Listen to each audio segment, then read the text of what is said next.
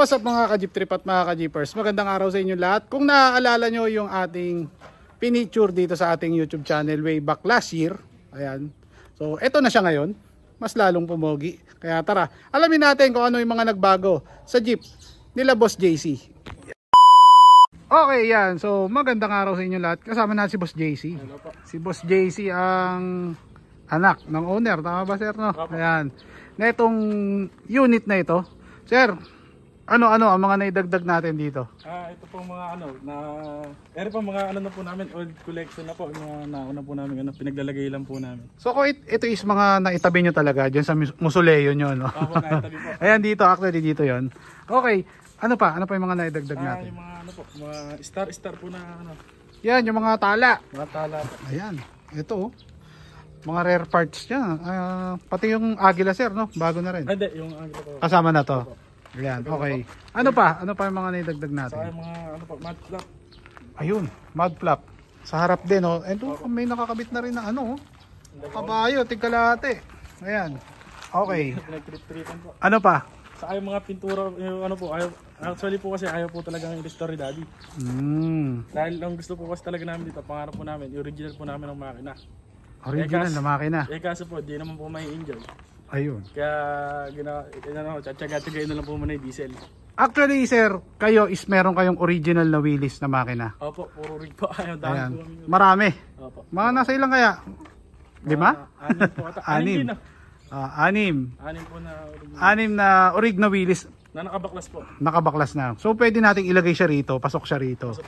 Ayan. So, kaso, problema, hindi po may enjoy dahil subok na po, napakahirap pong gamitin. mahirap i-maintain. Opo, mahirap po yung maintain. Ayan. So, kumbaga, alam ko wala na rin yatang pyesa rin. Pag nasira, wala nang pyesa. Ano?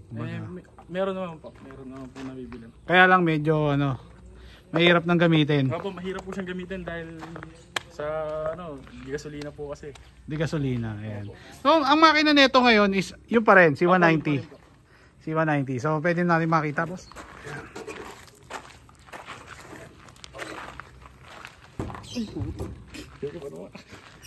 Yeah. Napakabigat ng hood, oh. Solid pa yan, oh. Makakapal kasi ang bakal nung araw. Ayan. So ito ang kanilang makina, mga boss. Isuzu C190. Actually, parang pas matanda pa sa akin to. Sir, nung nakuha ba natin, ito na yung makina niya. Yan na rin po yung makina. Ayan na yung makina niya. Opo. Ayan. Nadagdag syempre, 2 rows na yung kanilang radiator. 2 rows ba to? 3 rows, parang ganyan.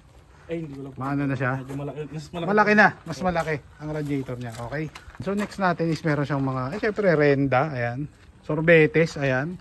Matic na yan. Naka vintage na boss. Tama ba? Ayan. Ito sir, gumagana na. Opo, gumagana po talaga. Si vintage. Ayan. Okay. And then ano pa? Ano pa yung mga nadadagdag natin dito? Ito lang po yung mga sticker, mga tire sticker po, nakapag-trip ako ng nilagay. Ayan. Ayan, napag-trip pala ilagay ni boss. So ito is, alam ko na nakaraan dito na to eh. Opo, yung nakaraan. Gano'n po talaga. Ito lang, yung sa Raw Motors lang na Opo.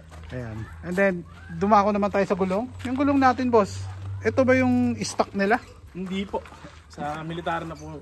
Galing na siya ng military na jeep. Opo, ano po namin, yung spare parts po sa military jeep po namin. Spare parts. Buti nagkasya, no? Opo. Kaso po medyo malaki. 60. Medyo malaki. Ito 700 by 16. Opo. Pero pag alam mo sir, pag medyo pinalitan natin ng 15 to, dadapa to eh. Opo. Gaganda yung tindig lalo, no? Ayan. Okay, so next natin dito.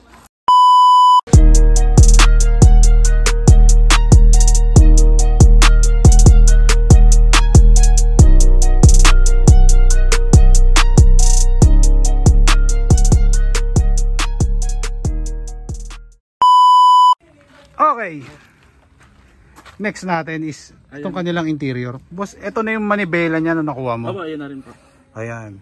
So, ang nadagdag is yung flasher lang po na to. Nagkaroon lang siya ng flasher. Opo, dahil sa electric fan po na. Old school din yung electric fan. Ito yung mga sinauna electric fan nung 60s, 70s, 80s hanggang 90s. Ito sir, gumagana. Hindi po hindi po naka-connect. Pero gumagana po siya. May linya pero hindi naka-connect. Opo. Ayan. So, next natin ito, yung pinaka nila. Yung kisa may slow na. Ayan. Stock po yan. Stock. Ito yung stock niya, no? Ayan. And then ilang seater nga pala ulit to? 4 po. 4. Apatan. Ayan. So ito yung mga na ano, nagpa-upholstery na sila, boss. Ayan. Okay, and then dito tayo sa may bandang likuran nila. Ayan. So ito yung kanilang likod. Likod is meron din silang mga tala. Ayan, ito tala. Ayan. And then syempre, yung manok, hindi mawawala yan, andyan. And then ayun. Yung mud flap niya, meron din siyang may kalesa rin sa likod, no? Ayan. So all in all, boss, nasa magkano ang nagastos natin or ano po kasi po yan gabi. Mga ano na po namin to, mga naitabi na po talaga namin. yan. So kumbaga nilagay lang. Nilagay lang po talaga na. Sa pag-restore nito, yung mga ginastos para ano ba, kagaya niyan sa upholstery. Ay, Sa ano? po. Hindi mo na matanda. Kasi ari rin po rig, pero nakapatong lang po. Nakapatong lang. So ito yun, po, pero urig po lahat ng ano. nakapatong siya, oh. Pero original. Opo, urig pa rin. Ayan. Boss, wala bang nagbabalak bayaran sa inyo to? Meron ba? Meron ba? Meron po. Kay daddy po kasi, hindi po sa akin. Ganon. So pero, nung nakita nila to, magkano binabayaran sa inyo? 300 po. 300. Ayan. So, pero, syempre, hindi nyo ibibigay dahil pinaghirapan yung buhay, di ba? Ayan, okay. Hey sir, meron na rin, oh. Ito, nakaraan wala to. Ngayon ko lang napansin. Ayan. Galing po kay Kuya Jun. Matchas. Yun, oh. And then yung hubcap natin, sir, Mercedes na, no? Opo, galing din po kay Kuya Jun. And then pininturahan nyo rin yung rim.